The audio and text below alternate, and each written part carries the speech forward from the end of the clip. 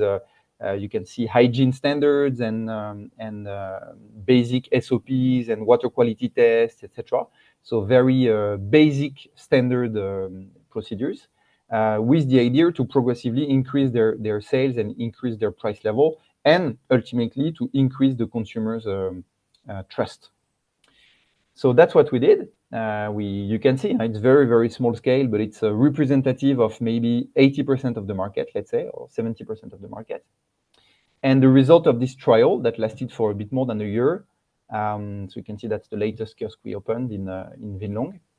The result of this was a failure for many different reasons that we can discuss after.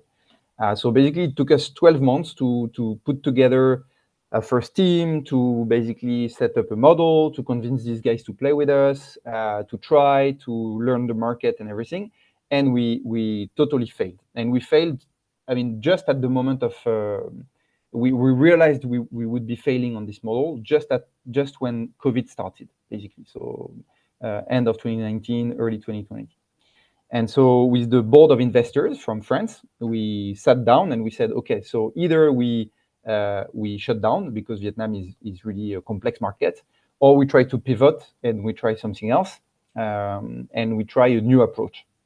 And we decided to take the second way and to basically try a new approach. And so this is the part 3 on the deployment. I will spend a little bit of time on this. So that's basically the what we call a pivot from what we initially thought we would do to the solution that proved successful. So basically, what we did is that we and again, if you have I feel I'm talking a lot, so if you have questions, feel free to send them in the chat or to write them down. So basically, when we reflected on the reasons why we failed from the trial, we decided to completely change the approach and to basically launch our own brand, to be able to control the quality, to be able to control the price levels, to be able to control the distribution. And because the market is so dirty in a way, with so many like dirty practices, that we wanted to test ourselves with our own pilot.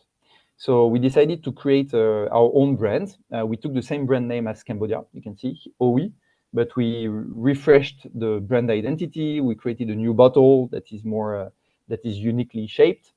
And the idea was basically, you can see here in the middle, the idea was that there is all this informal market, very cheap, dirty, etc.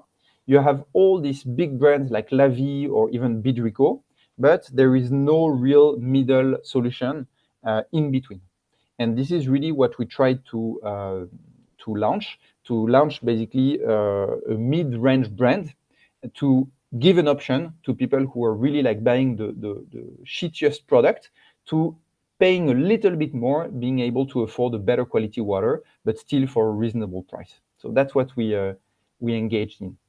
And we did that by creating a pilot facility. And also we decided to refocus the efforts to the suburbs of Ho Chi Minh City, because one, the number of vulnerable people there is very important.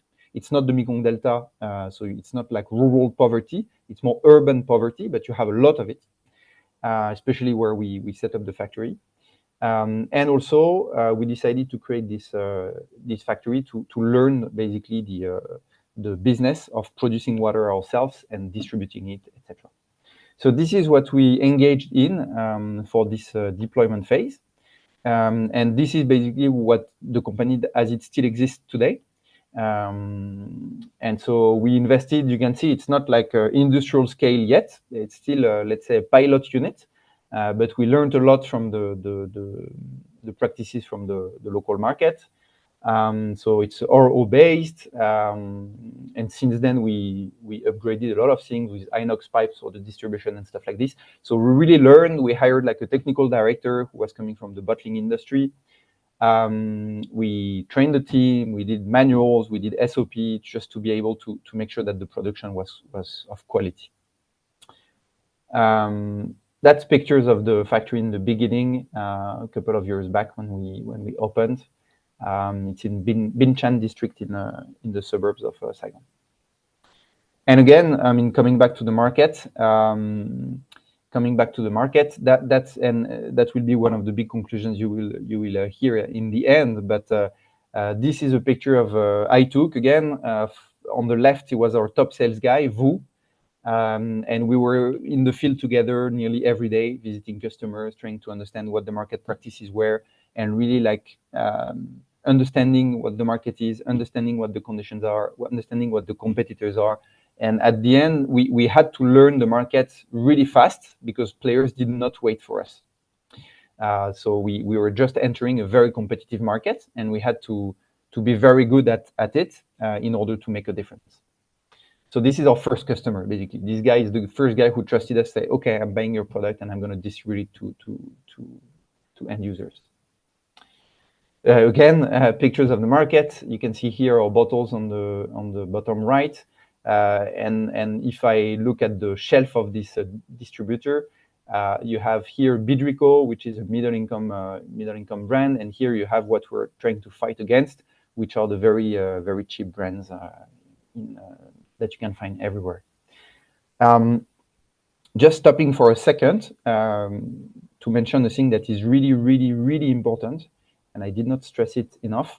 It's the importance of the distribution systems in Vietnam. Is that when we arrived in the beginning, we underestimated the power of retailers. So if you go, I mean, for those of you who are Vietnamese, you know the Tap Hoa, the Dai Li, all the small shops. But actually, these guys, it's where people, it's the small mom and pop stores or the specialized small scale informal stores. And these guys, they are where most of the Vietnamese will do their shopping every day, especially including for water. So this guy on the right is a specialized water retailer. So he's a guy, he knows the market by heart, and he will do basically the last meters distribution.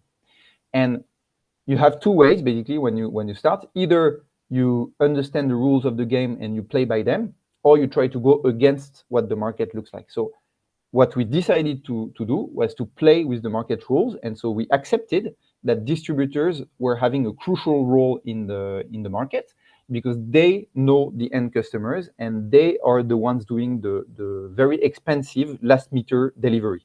So instead of doing it ourselves, we decided basically to outsource that to the local distributors, with a lot of problems along the way that we can discuss also on controlling price, on controlling practices, etc. So most of our clients, they were basically retailers. So we have maybe more than 300 of them in Ho Chi Minh. And also we launched a second vertical on B2B, and that was really working very well. So that's a workshop that we did for BTS. So I guess if you're a Vietnamese in the room, you should know BTS. They are a very famous shoe manufacturer in Vietnam. And they were our first client, very recurrent client, very regular. And the way we approached it was very efficient, is that we tested the water quality that they were having on their site. So this is in their factory in District 6. We showed them that the water quality of the bottles was not good. And we proposed them a solution that included our bottles, but also some awareness workshops for the workers. So this is the group of factory workers. You can see a lot of mostly women. And we basically did this whole trainings on what is water, where is the water coming from, what is the water you're drinking every day, where does the water from the tap come from, and how should you basically decide on a better water option for your health. And that's something that was really like working very well because it was a way for the company basically to ensure that they were providing a good product to their workers, and at the same time providing like extra benefits like these awareness classes that we were managing, that we're animating ourselves. Okay, so I mean that's a couple of pictures on what we did, and I just want to show you a little bit of the things that were really the most useful along this journey. First, it's this slide, sorry, on the market. I don't need to enter into all the details and to explain you everything, but just the idea, and that's really a key message for you to keep in mind, is that if you just look at reports, if you just download market survey online, the results will not be satisfying, because especially in our sector, in the bottled water. Why? Because 70% of the market is informal, and informal means, I mean, not in the papers, not in the radars, not in the reports. So we downloaded a lot of this Kantar, Nielsen market survey, and what we found versus what we found from the field investigation was widely different. So what we did is that basically we crossed the two approaches. One approach was the helicopter view. So what does the market looks like from a, let's say, theoretical point of view? And the second one was really like much more detailed. And we took one district of Ho Chi Minh City, District 6, and we visited with the team each street, each retailer, and we counted with each retailer the number of bottles, the number of customers, etc., to understand what the market potential really looked like. And this, I mean, crossing these two approaches was really helpful for us to get a real idea of what the market size looked like. And it was far away from the theoretical study. So basically, we converged on market size and on consumption per day per capita. That's one. Two, and I will come back to that a bit later, but it's basically the governance structure. So that's something here. What you can see here, it's basically the way we have structured it, but we did not do it from the beginning. It means that what we started with one company, which was a very straightforward, what we call foreign-owned company, that was owned by French shareholders, and that was sufficient to do basically all the support to the existing kiosks in the Mekong Delta. But when it was about producing the water ourselves, distributing the water ourselves, the lawyers who've been helping us really a lot, they really advised us to create basically a fully Vietnamese company, which is this one, OE Operation, which is basically the one that is running the business on a daily basis. So this, the appropriate governance structure, the key message for me is to say that we did not set it up on day one. We first entered the market, we created a structure, just the minimum structure we could to bootstrap in the beginning. And then when we understood better what the market looked like, what the legal framework looked like, and what we wanted to do in the country, we progressively built the legal setup that is still valid until today.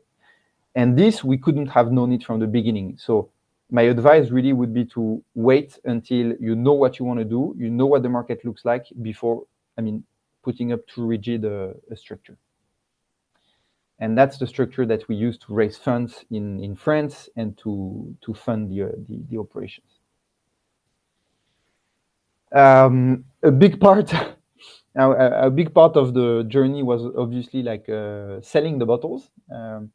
So that's the market tractions in the beginning, in the first months of operations, in the first weeks of operations. And I remember just as a fun story, but we took a lot of effort to create the factory, to put in place everything, the licenses and everything. And the day we opened the factory, basically we had 0 sales. So we totally underestimated the difficulty of the market.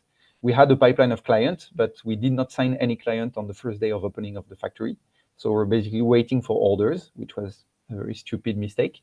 But for me, the biggest takeaway of all this is that the market traction and the sales and the execution in the field is really what was the most challenging in all the projects. So I will come back to that in a minute. But ensuring market traction was really the most complicated thing to achieve, of course. Then again, progressively after the months and the years, we invested more in marketing, and we built a stronger brand equity, differentiated and really trying to communicate on the unicity of the brand and on what we try to achieve, like serving the vulnerable people.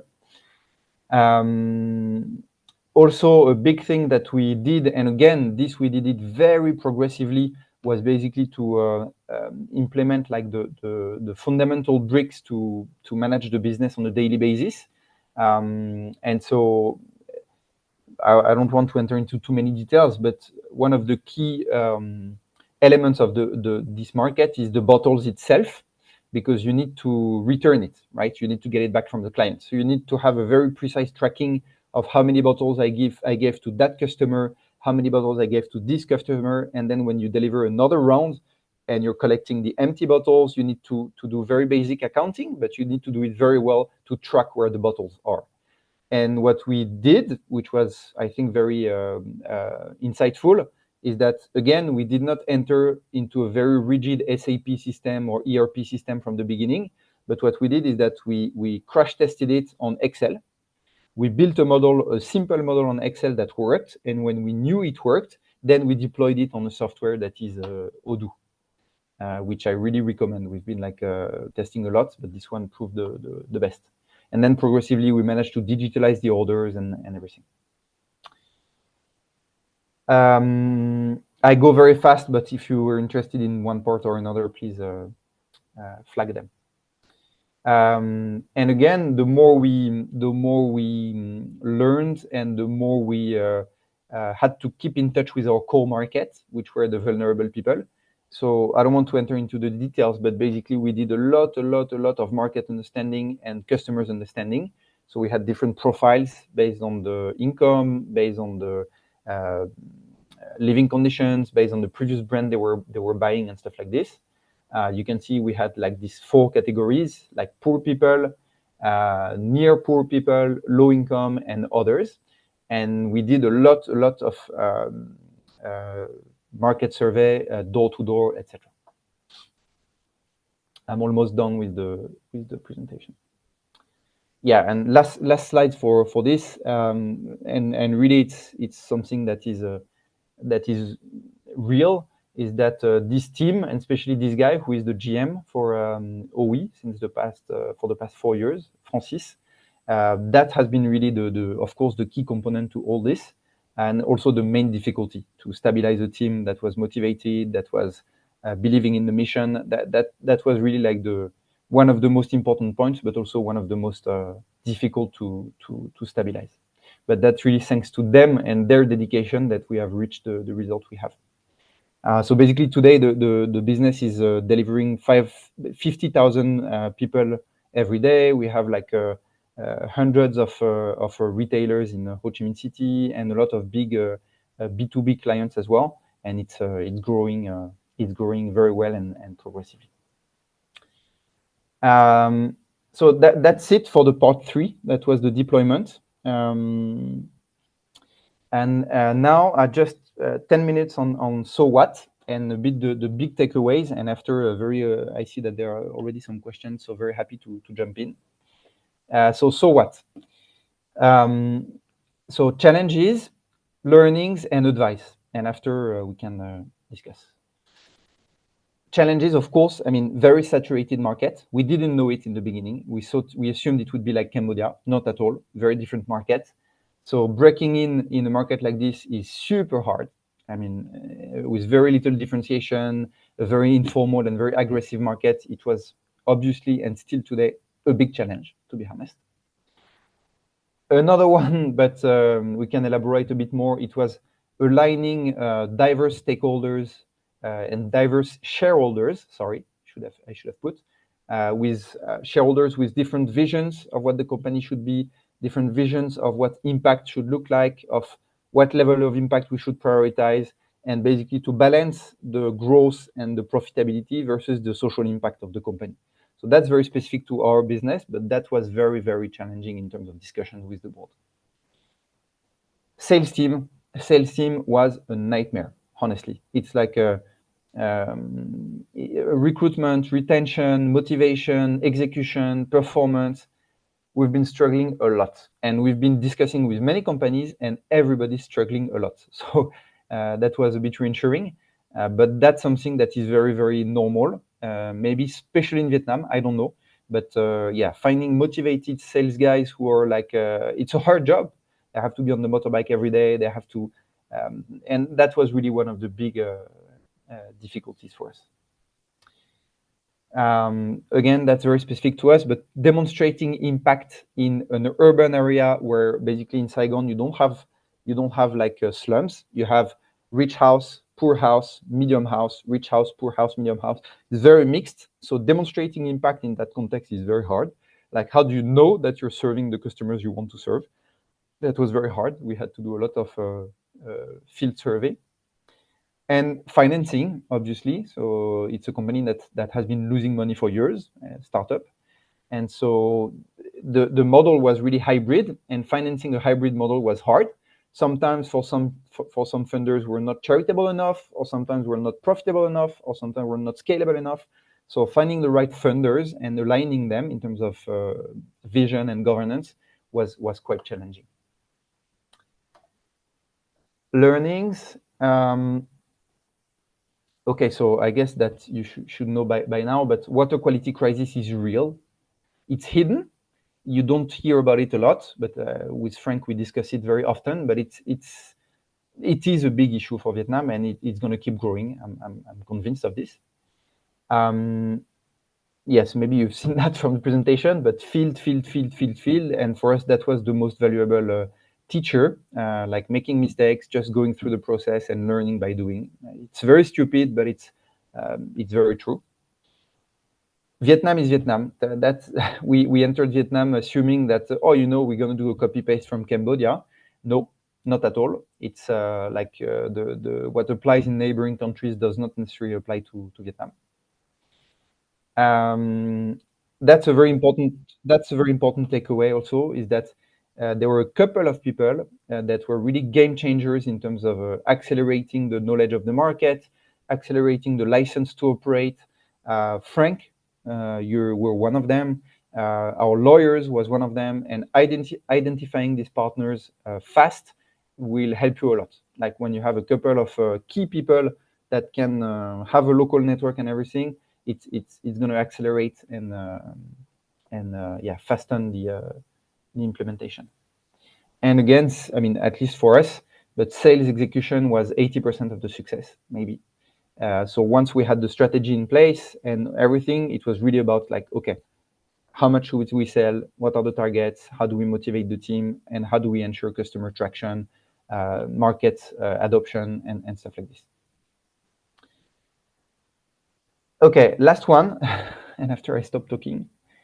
Advice. So, and again, I mean, it's really from my experience. Does not apply necessarily to everyone, all sectors, and everything. But yes, get boots on the ground immediately. I think that even if you're not in a business that is very, let's say, street by street like we were, I mean, have someone locally as fast as possible, and move beyond the market research and the desk research. The reality of the market is in the street, here, talking to people. It's not in reports or a survey that you can read. I think it's really about the local dynamics. So get boots on the ground as soon as you can. Learn before you build. It was about the governance structure. It was about the daily tools to manage the bottles or to manage the customers and everything. So before you implement very rigid softwares or stuff like this, make sure that you stay flexible in the beginning to be respondent to market feedback, and then you can adjust and you can set in stone somehow more some parameters. But learn before you build is really a key advice. Again, that was valid for us. I guess it's valid for everyone. You gotta know the market practices by heart, and I totally underestimated it in the beginning. So in the beginning, when we entered, like, what is the promotion scheme of Bidrico? I don't care. I don't know. It's too detailed. No, you need to know it by heart, and all the sales team needs to know it by heart. What is the price level? What is the promo level? It's really like a very, very. You need to know the competitors better than anyone else. Focus relentlessly on what drives results. So prioritize your unique selling proposal, and develop really the focus on what is important versus what is just noise. Important is USP, sales, and market traction, market adoption, at least in our case. And yeah, and the last thing is, I mean, again, in our case, no one was waiting for us. So the market was here. People were already drinking water. They were not like waiting for us, like, oh, finally you arrived on the market, I'm buying from you. No, it's really hard, and it requires a lot of precision, a lot of military execution, as we called it, and that was not always easy to implement. So that would be the very, very high level takeaways at this stage, and I will pause for a minute. I think I will stop here, and we can take some questions. Thank you. And this. Thank you, Roman. This is very good and impressive presentations. I like it so much. It's looked like the journey of the last 6 years were a lot of ups and downs, and you also learn a lot. And thank you so much for sharing all of those insights. Very inspiring, very insightful for today. And Gomal, you have some questions in the chat box. You maybe you'd like to look at it from our friends Bernhard and also from Julius. So yeah. Yes. So please have a look. Yeah, I'm just checking. So yes, World Vision had similar pilots in turn your microphone. I don't hear you. Can you hear me now? Okay, that's good now. Okay, so maybe I'll take your question, Bernard, first. Can you elaborate a bit on the biggest challenges in terms of marketing and reaching the end customers? How did you differentiate the brand from its many competitors? That's a good question, obviously, especially when you're in water, because water is, if you look at Evian in France, Evian, I mean, it's just water, huh? But they are, the image you have is that they are the purest water and everything, and it's purely marketing. The chance we had is that we had in our shareholders were Danone, the French FMCG, so one of their investment branch. So we had a lot of support from marketing teams from Danone, trying to work on the unicity of the brand and really what is making us different from the rest. And so I could elaborate more, but basically it was really an iterative process. That's the first thing, is that we didn't have like, okay, here comes the brand and let's go. We set up a first brand in the Mekong Delta. It was not good enough. Then the second one, when we switched to Saigon, it was good, but not good enough. And progressively we fine-tuned and we understood by listening to customers what our unicity was. And so at the end of the day, now we have two brands, basically. We have one brand that is really for the low-income people, that is basically a reverse osmosis demineralized water. And we have a mineralized, remineralized water that is more for the B2B and that is more expensive. And so on this one, we make margin, and we also make a lot of communication with the B2B. And on this one, we make impact. And this duality is basically what is unique about the brand. So we're let's say accepting that the social mission should be part of the brand. We didn't want to put the social mission in the brand too much, because we thought, okay, the end users, they don't really want to know about this. They don't want to be considered as vulnerable and everything. But at the end of the day, it's the way we position the brand, like the most affordable of premium brands, basically.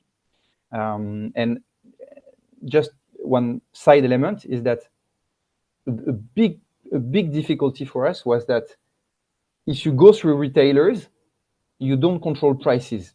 And so in our case, we're selling to a certain price to the distributors, and then they were reselling to the end consumers, and we had very little leverage on this. And so it took us some years to basically accept to put on the packaging a maximum price that the retailers should sell the brand at. So that was a way to cap the market. And of course, the retailers were not happy at all. All the retailers were complaining and saying that we're killing their margin and everything, but that was our mission. So I think that we really worked a lot on the marketing step by step, and we hired professionals to help us understand what the unicity of the brand was and learn how to better communicate it to the consumers.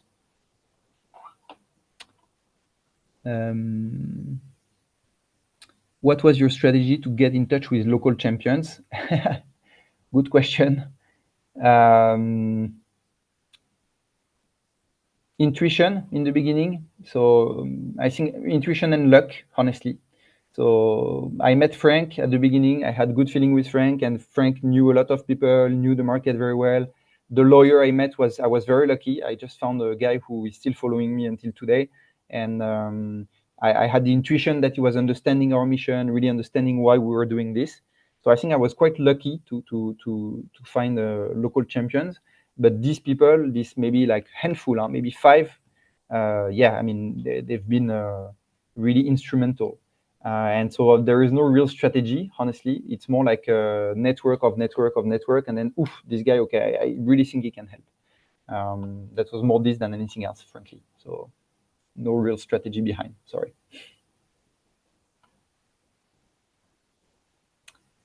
Is there any other question? Yeah, you're welcome.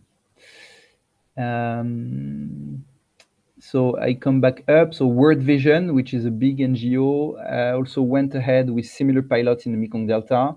And Aquasistence, yes. Suez also piloted project in Vinong 25 years ago. Yes. Both have closed down. No. Yes, maybe. I guess so. Yeah. Do you have any other comment or question or anything? Romain, this is Frank. I have a question regarding your future plans. Are there any plans to, reach out to other regions or to other products or to other whatever, things that could make sense? Or are you going to focus on what you have done so far? So I think that you have a lot of people who come to us and say, you should do it in Central Highland, you should do it in Hanoi, etc. But this very specific business of returnable bottles is very local. And even if you look at for example, La Vie, they have only 2 factories in Vietnam, one in the north, one in the south. And so we're not La Vie, of course, we're very small, but you need to be focused geographically to be successful. So I think that's the first answer, is that you need to be, if we expand it here locally in Saigon, because it's so big, the market is so big that we have more than enough market to play with. But product development, yes, I guess would be the answer. So more like product development and diversification rather than geographical expansion, I think.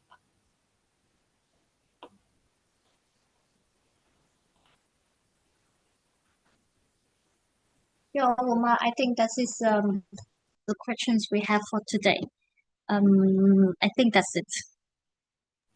Okay, wonderful. So don't hesitate to reach out if you have any other questions or whatsoever. Yeah, thank you everybody for joining our webinar today. And if you have more questions for Romain, you can contact him. We will share his contact again through email after this webinar. So again, thank you so much. Thank you, Romain. I can never thank you enough for this time and this webinar. Thank you so much, everybody, and hope to see you in another event of Water Hub. Bye bye. Thank you. Bye bye. Thanks.